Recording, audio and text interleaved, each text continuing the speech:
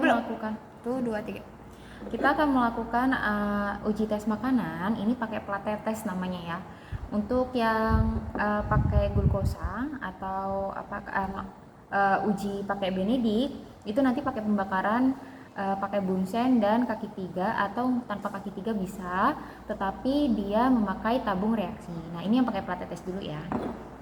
Ini ada sampel, kita sebut aja ini sampelnya A ya. Jadi kita masukkan ke sini. Nanti maaf 3. Sedikit saja.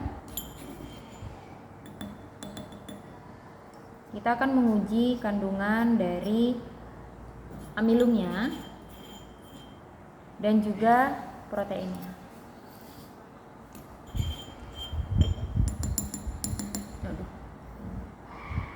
Ini harusnya dihaluskan sekali ya, dihaluskan. Jadi kita tidak mengetahui itu bahan makanannya apa. Maka ujinya biasanya uji blind makanan, blind test.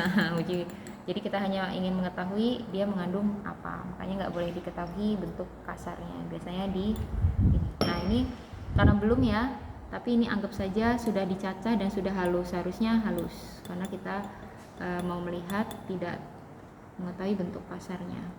Nah gitu ya.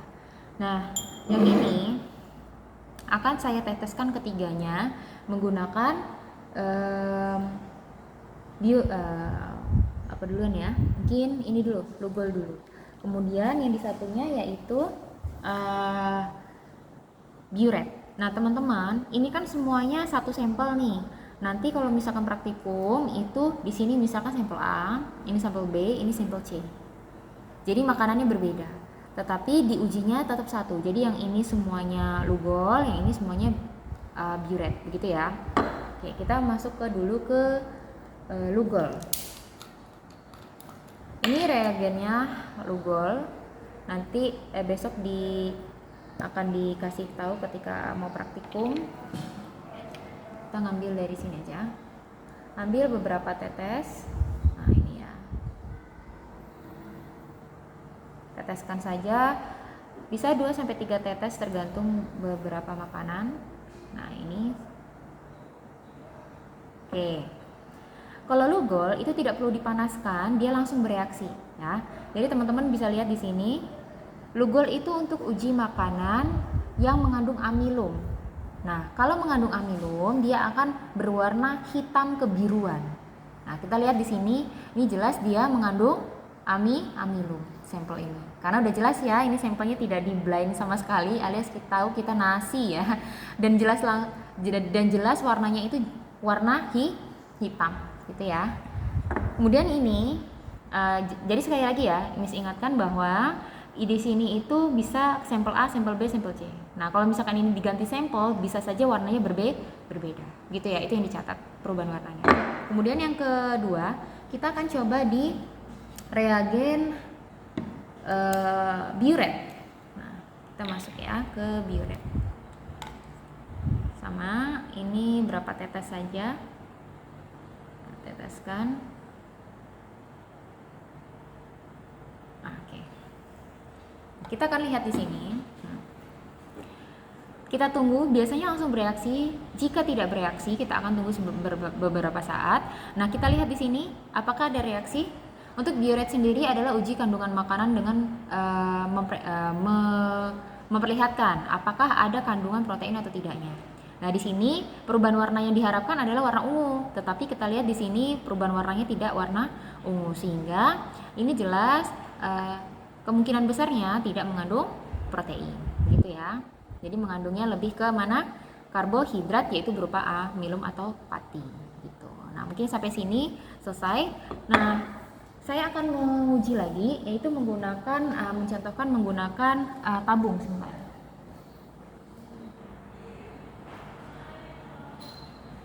Ini saya ada sampel tabung reaksi ya teman-teman.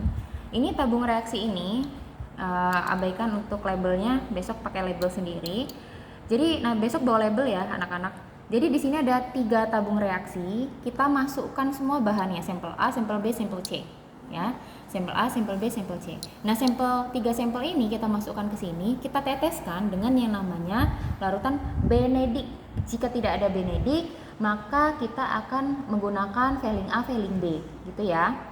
Nah, bagaimana caranya? Kita masukkan reagennya ke dalam sini, misalkan masukkan menggunakan spatula atau yang muat ya, dalam.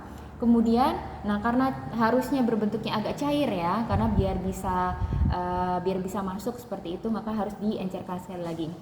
Kemudian kita masukkan beberapa tetes sesuai dengan jumlah makanannya, 2-3 tetes. Kemudian akan kita panaskan. Nah, memanaskannya itu menggunakan apa? Maaf. Nah, ini dia.